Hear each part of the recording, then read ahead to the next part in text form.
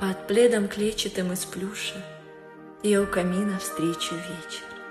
Пусть за окном лютует стужа, ее суровый век не вечер.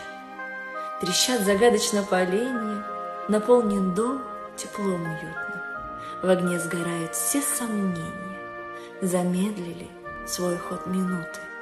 И словно нити на запястье с душой я повязать желаю мое придуманное счастье, которое переполняет.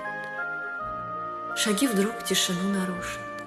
Войдешь ты в комнату, мой милый.